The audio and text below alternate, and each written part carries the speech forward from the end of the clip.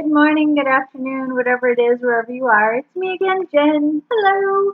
And it is Thursday. It is the 24th of September. And we are nearing the end of our journey with the Goddess Tarot, a tarot deck that is written and illustrated by Chris Walder, and a deck that I've had in my collection for quite some time. The cards I have separated out are the major arcana only because I felt that while the minor arcana are very interesting and beautiful, I will not degrade them in any way. They are also pretty typical of what is shown in the minor arcana, and it's the goddesses that are represented in the major arcana and some of the choices that they have for retitling the major arcana that I thought was the most interesting in this deck. So making that choice, I separated them out on the new moon and never reintegrated them. So without further ado, let's see what cards we have, or what card we have for this Thursday as we near the end of the week. Oh, this is nice. Okay, I don't think we've drawn this card yet. I'm fairly certain. It is Isis. That is the goddess that is represented on here, and we see the falcon or the hawk right there on her shoulder. She has the moon in the horns up here on her head. Her arms are crossed. It's a very typical pose for Isis. It's either arms crossed or arms wide open. Usually when they are open, they have the wings attached to them because she turns herself into a bird in order to collect the pieces of her lover or her husband, consort, whatever we shall say, and recollect them after they've been kind of torn asunder all over the place, and she brings him back to life. So it is the one in the major arcana, which they have decided to name Magic, which I think totally fits because it is normally the Magician. And the Magician card really is about embracing all of the suits, but as we know, Isis represents the suit of swords in this particular deck. All of the cards in swords have kind of a Egyptian mythos look to them.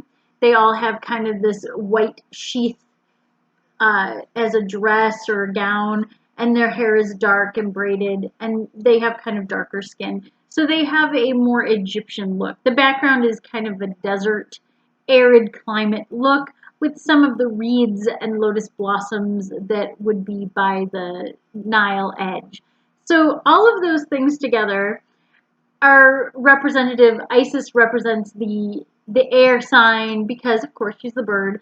I'm not sure how I feel about them using the swords as the symbol for Isis because there's not a whole lot of sword representation with Isis, but I understand the air part of it. So, okay, we'll lean in on that one. Having her as the magician, though, or in this case, magic, I think does make perfect sense because her ability to kind of use all of the powers in her repertoire of things allowed her to not only bring her consort back to life and conceive a child from him, even though he was dead for all intents and purposes, and she sort of brought together Egypt in that same sort of way and the gods of Egypt. So there's a lot of power to Isis. There's a lot of personal power to Isis.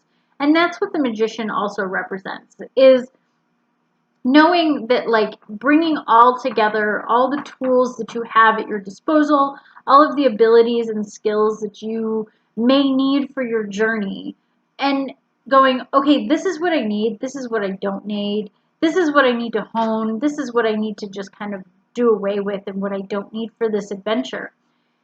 The Magician is the second card, so to speak, even though it is the one in the major arcana, the Fool being the first and the last in the circuit of the cards. In the journey of the Fool, the Magician is sort of the Fool in the act of finding a mentor, in the act of collecting those tools that are required for the adventure.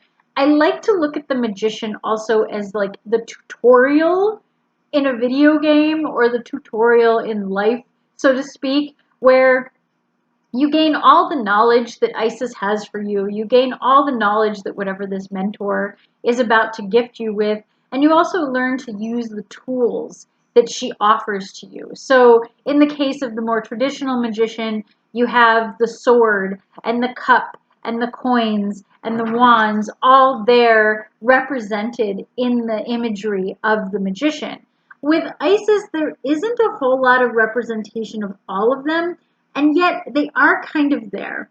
So you have the air sign represented by the bird, and obviously she is enough of an air sign to represent the swords. You have the fire in the background that is representative of the wands, and you also have a lot of like hieroglyphics sort of imagery on the back wall behind her.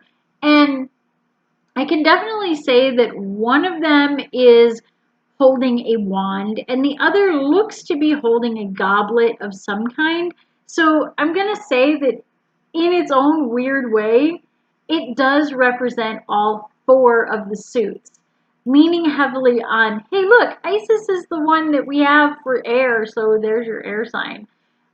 I will say that it's super subtle. If you don't know what the magic card is supposed to represent, that it's supposed to be the magician, you probably are going to scan right past what's going on in the background of this card, and you're going to focus on her. And it's very odd to see a creature or a symbol or an icon or an entity on here with the arms crossed and no active thing happening with them. So what is going on right here with a goddess that is meant to represent all of this abundance and all of this knowledge, and she's sort of just standing here guarding it, which is a little bit of the opposite of what the magician normally does, which is like, here, I'm laying it all on the table. I'm going to teach you how to use all this stuff. I'm going to give you all these things so you can go on your adventure. I think about the Legend of Zelda games, and every single time you've got to go through this tutorial and collect your sword and collect your shield and collect all these things, whatever the tools of that particular game are, be it an ocarina or, you know, whatever the things are. Also, if you even go as far as like thinking about video games such as Pokemon, where you go to the professor who is the mentor character, the magician character, and there he has on the table your represented icons of, here, choose one of these things that you can go on your adventure with. You can choose the water or the fire or the earth, etc. So it is really a unique sort of way to look at the magician, to put it in the realm of pop culture to help you remember what it's all about.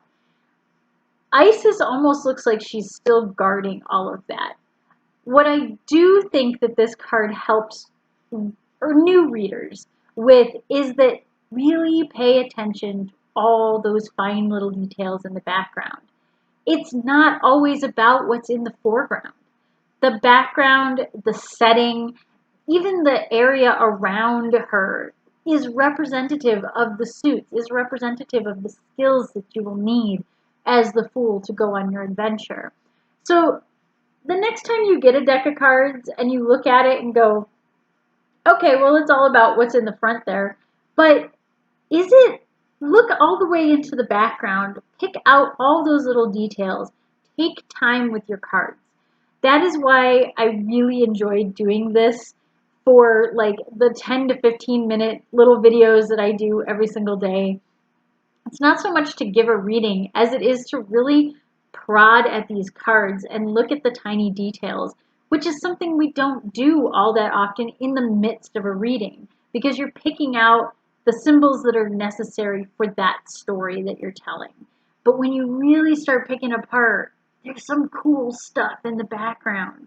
And sometimes that's where the real answers are, is in that background. So I hope that that helps with like looking at some of these cards that are a little bit different and have a little bit of a unique spin on the typical and the traditional of the major arcana. I'm super excited to see what card we get for tomorrow, because Friday cards are always super exciting.